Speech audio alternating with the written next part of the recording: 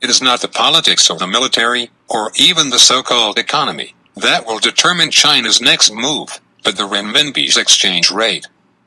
Like the United States, Europe, and Japan, China's economy has been hijacked by its own currency. But the renminbi has a unique feature compared with the dollar, the euro, the pound, and the Japanese yen. It is not yet freely convertible, and there may not be a day of true convertibility for 10 or 20 years. China's ability to weather the Asian financial crisis of 1997 and the world financial crisis of 2008 depends on the firewall of non-convertibility between the renminbi and other free currencies. This firewall, however, has now become a key factor in the success or failure of China's economy. It is like installing iron windows at home. Although it is possible to guard against theft on weekdays, it becomes an obstacle when the house is on fire. You cannot get out by yourself and the firefighting team cannot also get in. The exchange rate of the RMB has always been determined by the central government rather than by the market. Therefore, its circulation relationship with the world's freely convertible currency needs to be adjusted manually.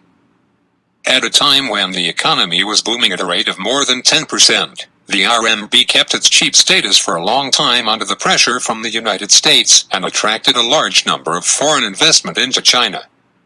However, in the current environment of sluggish world economy and declining GDP growth of China, the RMB has to withstand the pressure and dare not devalue, for fear that a large number of foreign and domestic capital will flee after the devaluation. With the structural defects of today's Chinese economy, various forms of corruption and irregularity, political sentiment, and the speculative self-insurance pattern of enterprises, once a large number of domestic and foreign capital flee, it will be enough to stop the economic machinery in a very short time. In fact, the eyes of investors are discerning. The consensus of the global financial and investment community is that the RMB must depreciate to the level consistent with the current economic pressure in China, but do not know whether it should be a slowdown or urgent devaluation.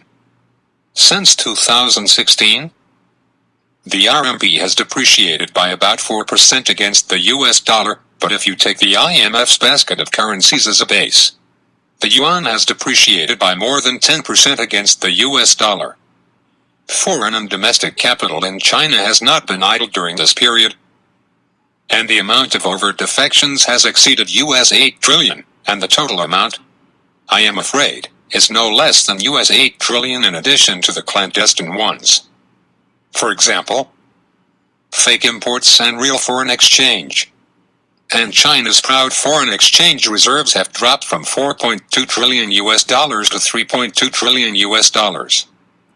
According to internal economists' analysis, in today's complex economic, trade, and diplomatic relations of China, the critical value of foreign exchange reserves is 3.2 trillion US dollars. That is to say, if it is less than 3.2 trillion US dollars, China's foreign economic and international commitments are likely to falter. Because of its opacity, it is hard for outsiders to figure out at what level the RMB needs to be kept afloat to keep China's domestic economy afloat. However, almost all domestic and international economists in China have reached a consensus that the additional RMB 4 trillion issued by China in 2008 brought about consequences such as the bursting of the Yellow River embankment, and gave rise to credit debts of no less than RMB 20 trillion. Add in other routine central and local debts, and China's total debt is no less than 3 times GDP. Moreover, with China's state-owned economy accounting for at least 60% of the total, much of that debt is in the state-owned system, that is, the whole country's economic machinery will cease to operate once a joint debt is made.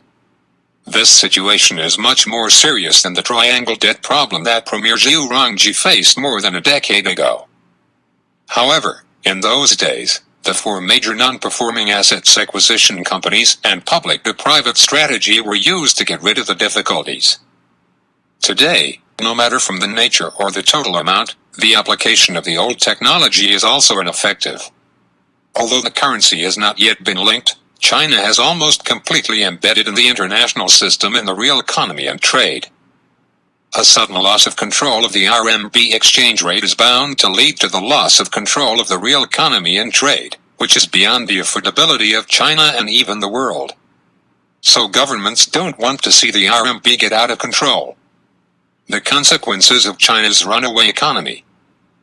As Henry Paulson, the former U.S. Treasury Secretary, put it most clearly in his memoirs, those who have been downplaying the Chinese economy had better start praying that their predictions will not come true.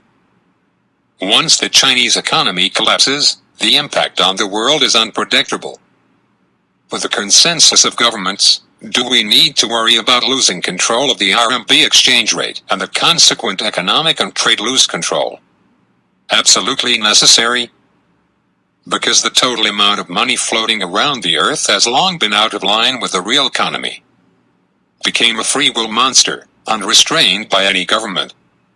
The so-called financial crisis in 2008, it is the monster outburst. Western governments took pains to join forces to temporarily suppress the monster.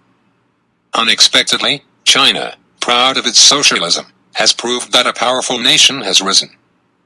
Unexpectedly took the lead in capitalist countries, China pushed to take a quantitative easing QE of 4 trillion RMB.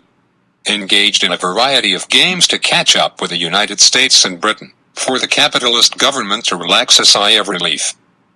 Then Western countries began to QE, again QE, more fattening the monster in 2008, until the unheard of negative interest rate policy cannot hurt the monster a hair once more. How big is the monster now? It is reported to be 200 trillion, or more than 10 times the GDP of the United States. Not to mention that central banks and finance ministries have different interests that make it difficult for them to join forces. Even if miracles happen and governments join hands, they may not be able to wrestle with this monster. Although the governments of various countries are concerned about the tough problem of devaluation of the RMB, they can only fend for themselves. If things get out of hand, countries will probably only be able to let it be rats deserting a sinking ship on the inside of China.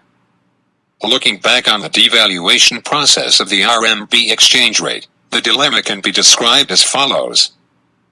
Slowly depreciating is waiting for death. And one-time depreciating is seeking death.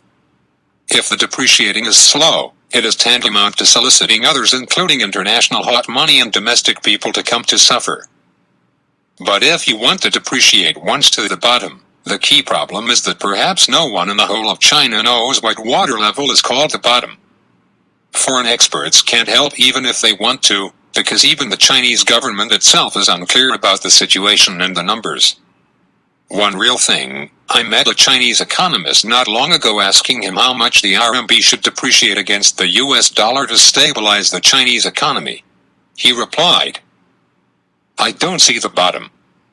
And I still not give up to ask again. 1 by 7.8 about 16 is too much." The scholar is a little impatient, he said. "My bro, in the Chinese monetary field I belong to one of the top 3, I repeat. I could not see the bottom.